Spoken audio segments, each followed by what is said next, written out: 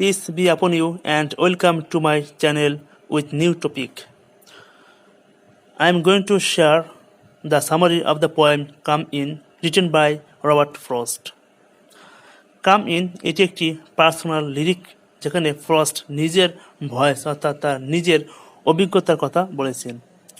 আর এই থিম হল কবির অত্যন্ত ভালোবাসার আবেগ এবং বিশ্ব সংসারের প্রতি, অর্থাৎ কবির ভালোবাসা আবেগ তার স্নেহ এই বিশ্বের প্রতি কিরকম তা এখানে এক্সপ্রেসড করেছেন কবি।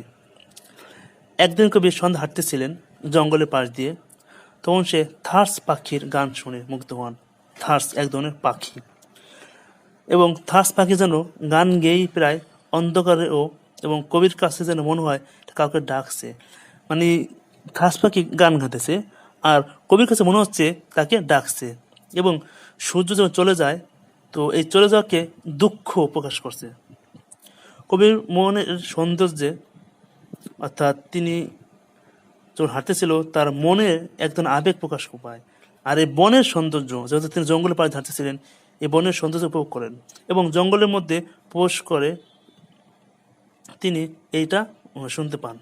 যদিও তার মধ্যে তার কোনো ইচ্ছা ছিল না যে তিনি এখানে মানে এই জঙ্গলের মধ্যে প্রবেশ করবেন, যদিও থার্স পাখি তাকে ডাকে, তবেও তিনি বলছে যে ডাকলেও আমি ভিতরে যাব না। এখানে উড, ইগনোরেন্স এবং টেম্পারেশন, পেরিলাস ইত্যাদিকে সিম্বলাইজ করা হয়েছে। অর্থাৎ উড মানে জঙ্গল, বন, ইগনোরেন্স অজ্ঞতা, আর টেম্পারেশন লোভ ইত্যাদি, এগুলো হলো এখানে সিম্বলাইজ করা হয়েছে এখানে। অর্থাৎ কবি একদিন হাঁটতে যায় জঙ্গলের মধ্যে দিয়ে, তখন থার্স পাখির গান শুনে মুগ্ধ হয়। থার্স পাখি যখন তাকে ডাকতেছে এবং গানের মাধ্যমে, এবং যখন সূর্য চলে যায় তখন যেন দুঃখ প্রকাশ করে। আর কবির এই বনের সৌন্দর্য উপভোগ করেছিল, জঙ্গলের মধ্যে প্রবেশ করতে কবির ইচ্ছা ছিল না, যদিও থার্স পাখি তাকে ডাকে না, বা যদি ডাকে তবে তিনি যেন জঙ্গলের মধ্যে যাবেন না। তো এই কাম ইন, এই ছোট্ট কবিতার থিম ছিল এটা। তো বন্ধুরা, সবাই ভালো থাকবেন, সুস্থ থাকবেন, দেখা হবে নতুন ভিডিওতে। আল্লাহ হাফেজ।